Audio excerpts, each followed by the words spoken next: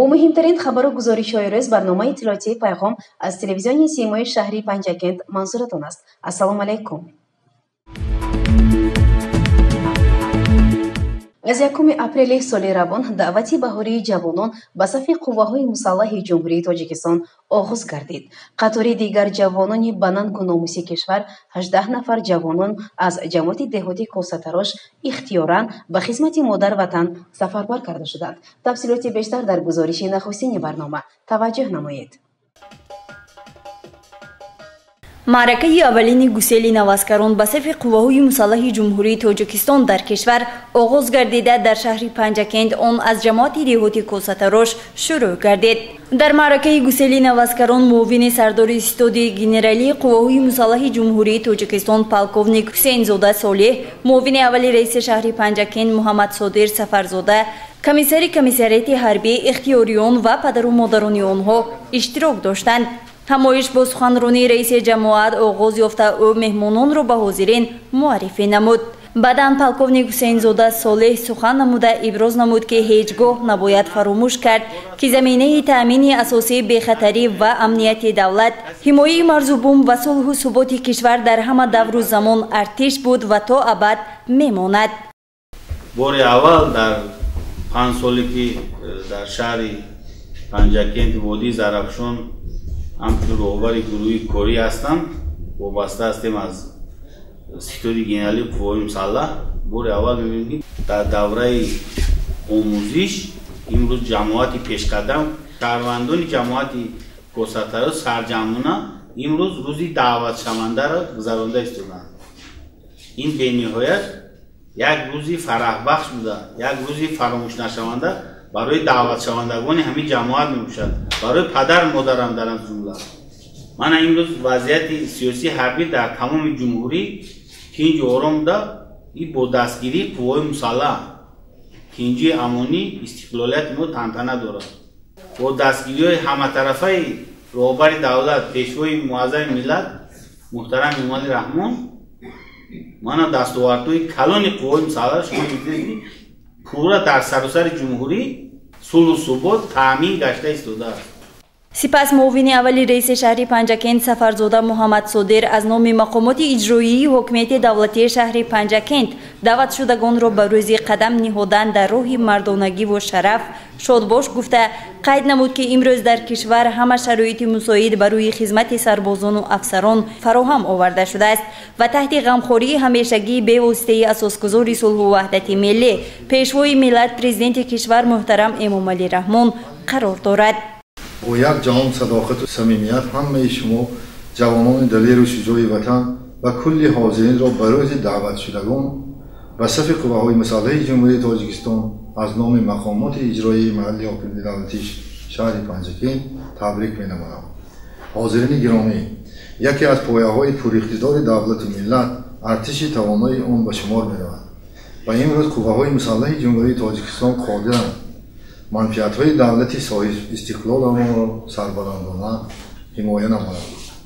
چگونه که پرزیدنت مملکت سرفرمانده عالی قوه‌های مسلح جمهوری تاجیکستان محترم امامعلی رحمان تاکید نمودند، حکومت کشور دایر به دستگیری خدمتیان حربی از جمله در سمت حل مسائل اجتماعی و فراهم آوردن شرایط مساعد زندگی به خدمت همه امکانات‌ها را فراهم آورده است.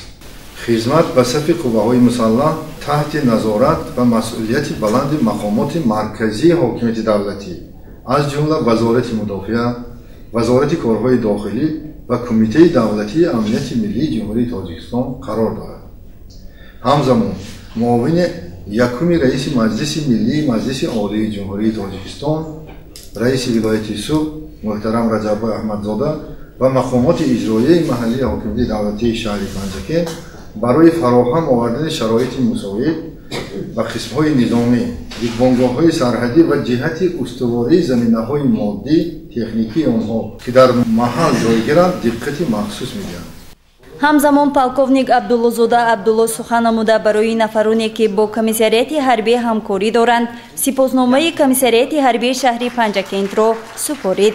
ӯ дар идомаи суҳбат зикр намуд ки хонаводаи ихтиёриёне ки барои хизмат ба сафи қувваҳои мусаллаҳи ҷумҳурии тоҷикистон ариза дода ба хизмат мераванд дар давоми адои хизмат таҳти ғамхорӣ қарор мегиранд ва аз вазъи оилаҳои онҳо ҳукумат ҳамавақт хабардор хоҳад буд.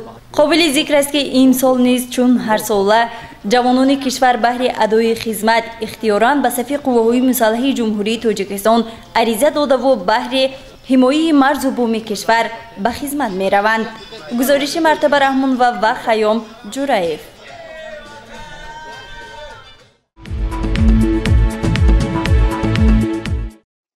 ҳафтаи охир боло рафтани нархи маҳсулоти хӯрокворӣ махсусан орд, равған, шакар, қанд ва ғайра боиси нигаронӣ ва шикояти шаҳрвандон шудааст. дар бораи нарх дар бозорҳо ва роҳҳои пешгирӣ аз баландшавии арзиши маҳсулоти талаботи ҳаррӯза хабарнигорони мо гузориш омода намуданд. мутаваҷҷеҳ бошед. дар арафаи моҳи шарифи рамазон гурӯҳи эҷодии телевизиони симои шаҳри Панҷакент бо нархи маҳсулоти хӯрока дар бозорҳои шаҳр шинос гардид. дар бозори назди соат ба мо иттилоъ доданд ки инҷо нисбат ба дигар нуқтаҳои гӯштфурӯшӣ нархи гӯшт 10 сомонӣ арзон мебошад. بابا شریف مرادبek. مرادبek من همه روز عرفه ماه شریف رمضان با گوشت چند پول؟ 55 سوم. 55 سومانیه؟ بله. از این قیمت نمیکنید؟ نمیکنید خدا خواهد. خب خریدارو چه خیل؟ خریدارو من همین 3 روز باز با برامدا من چند وقت نبودم با دوالی من آمده بودم. چند ماه باز کار کردم کنم. همین در ماه شریف رمضان همین کار دوام داده میشه؟ خدا خواهد انشالله حرکت میکنه. از جماعت دیهات مرغیان. خب همین پسیان شربیان آمده هر کس برای چند کس میخرید؟ برای که گوشتشان گوشت کسفر نرخشان نسبت گوشت فروشان ارزان تر. مورد ذکر است که در بازارهای شهر پنجکین محصولات کشاورزی کارتوشکا، سبزی، برنج و غیره به تغییر باقی مانده است. کارتوشکا 3 سوم همین متر 3 سومانی؟ 3 سوم میمونه. خب دلار با وای بنه ما روزی دهقان کار میکنه. سبزی چند پول برید؟ سبزی نیم سومانی. پیاز من همین دو روزه با 3 کیلوش 10 سوم. دیگر 2.70 2.60 میگیریم.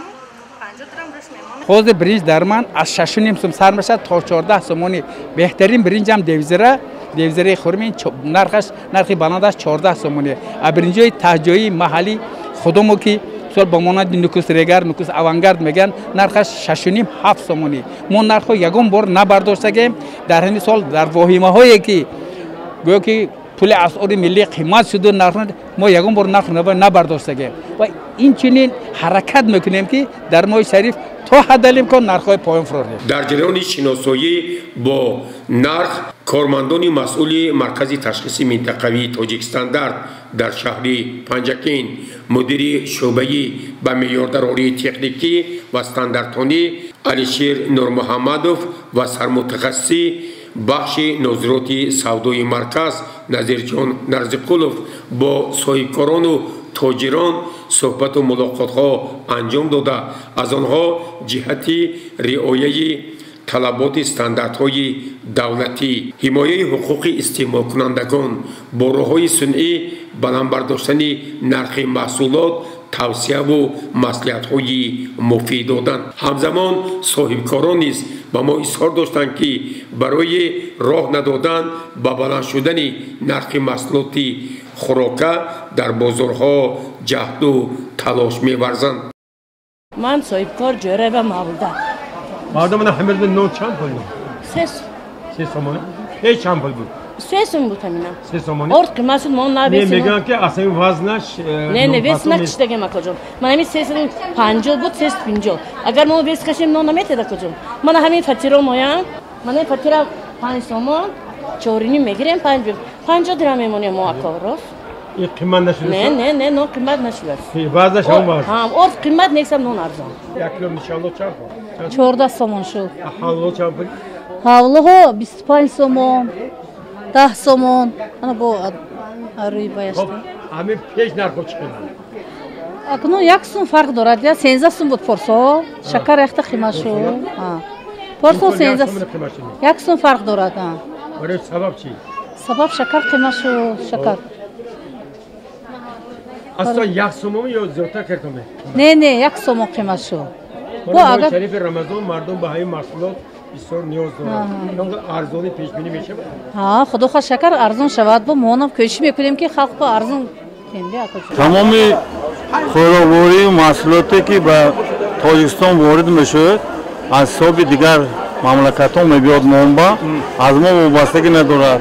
این ما همیشه از خوجان، از دوشنبه، از دیگر جا با ما دسترس میکنند. از بالا نرخ‌ها بالا بلند رفتگی اور امروز از 270 تا 315 فروش است. مثلا کدام 270 270 نوی دومی اوردی فطیر. این یکم از 300 تا 300 305 310 مینا 315 شدگی. من از دهه صوفیان فامیلیم نیازف ابلاقل. خب من امروز بازار با چی خریدی شما؟ بازار با یک روغن پختگویی 4 کیلو 200 گرمی. نرخ دیده اومدم هم نقطه ها باید نرخ یخیل نه. یک جواب میگه 108 سوم، یک جواب 106 سوم میگه نه که من 105 سومیش خریدم. 5 سومونی ها؟ 105 سومون 4 کیلو 200 گرمیش. نرخ همه تاشکو با یخیل نه. این نسبت 2 هفته پیش قیمت ها؟ اکنون ارزان‌تر بود چه خیلی؟ نه پیشتر قیمت‌تر این یک نرخ برآمده بود که بالاتر برآمده بود نسبتاً فرو آمده است. باوری کامل داریم که اگر مقامات داخدار نظارت و صحبت و ملاقات‌ها را با صاحبکاران و تاجران وسعت بخشند برای پس کردن نرخ محصولات خوراکی مخصوصاً ارد، روغن، شکر، قند و دیگر مواد ضروری تدبیرهای مشخص عملی نمودن امکان پذیر است. بینندگان عزیز خاطر از اون میشویم که گزارش مفصلی خبرنگاران ما اوید با این موضوع در برنامه بازار و خریدار نمایش داده می شود. برنامه را ادامه می دهیم. مرکز آموزش زبان انگلیسی برای جوانان کورس کوتاه مدت آموزش روندهای ژورنالیستیک را به راه نموده است. ادامه این موضوع در گزارش دیگری برنامه متوجه باشید. مرکز آمریکایی در شهر پنجاکند با دستگیری سفارت ایالات متحده آمریکا در تاجیکستان تأسیس یافته است. مرکز آمریکایی شهر پنجاکند دسترسی را به مقدار زیادی ادبیات‌ها با زبان انگلیسی، اینترنت رایگان، برنامه‌سازی، محفل‌های گوناگون برای بلند برداشتن سطح دانش زبان انگلیسی، برنامه‌های مبادله‌ای، ترینینگ‌ها و غیره خیلی فعال است. طول یک ماه در این مرکز کورس آموزشی روندهای روزنامه‌نگاری برای مانده شد که در آن نورسان و جوانان سن و سال گوناگون جمع آمده از ژورنالیستان و نواربرداران کسبی نازوکی‌های این کسب را تا اندازه آموختند. در آن کارمندان تلویزیون محلی صدا و سیمای شهر، روزنامه‌نگار مرتبه رحمان و نواربردار تنظیمگر خیام جورایف به اشتراکچیان تا اندازه چگونه انتخاب نمودن متن ژورنالیستی، به نوار گرفتن و آماده نمودن مواد روزنامه‌نگاری را آموزانیدند. درس‌ها اکثر عملی اجرا می‌گردید و خیلی جالب بود. اشتراکچیان برداشت خویش را چنین ابراز نمودند. من نیسا شبنم هستم، در صنف 11 میخوانم. این حال در مکتب تحصیلات میانی عمومی نامری 15 خوانده ایستادم. من طول یک ماه است که در کورس آموزشی ژورنالیستیک اشتراک کرده ایستادم که در مرکز آمریکایی برگزار می‌شود. از این کورس های آموزشی من بسیار چیزها را یاد گرفتم، چطور ساختن متن را، چطور نوار گرفتن را. تشکر به تشکیل کنندگان این خیلی کورس های آموزشی. در رفت مشغولیت‌ها به جوانان کارهای عملی داده شده، آن در درس دیگر مطرح می‌گردید. من اشرف عبدالرشید دانشجوی کورس دومی اختصاص منیجمنت در دانشکده شهر پنجاکند تحصیل می‌نمایم. عین حال در امریکن اسپیس کورس ژورنالیستیک شده است. من طول یک ماه است که در این کورس ژورنالیستی خوانده ایستادم. مینتداری خود را به تشکیلاتچیان همین کار بیان می‌نمایم. در فرجام از جانب مرکز نفرانی که در رفت مشغولیت‌ها فعال بودند با تحفه‌های خاطره‌ای سرفراز گردیدند. مرکز آمریکایی در شهر پنجاکند من بعد نیز کوشش می‌نماید تا چنین درس‌ها و ترینینگ‌ها را بیشتر نموده سهم در پیشرفت و زبان آموزی خوانندگان و دانشجویان و دیگر قشر جامعه گذاشته باشد.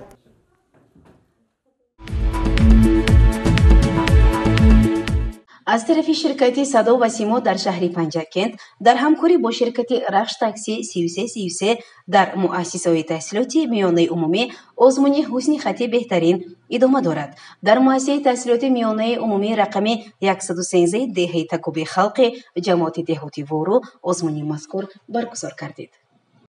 دور مکتبی آزمون تلویزیونی حسن خط بهترین در مؤسسه تحصیلات میانه عمومی رقم 113 دهه تکوب خلق جماعت دهاتی وورو برگزار کردید. نخست آموزگار مؤسسه شرطهای آزمون را به اشتراکچیان فهمانید و سپس متن دیکتانت را به آنها پیشنهاد نمود. خوانندگان نیز در نوبت خود متن دیکتانت را با مسئولیت بلند نوشتند. همینطور از مؤسسه تحصیلات میانه عمومی رقم 113 دهه تکوب خلق 4 نفر خوانندگان به دور شهری آزمون تلویزیونی حسن خط بهترین را خط گرفتند.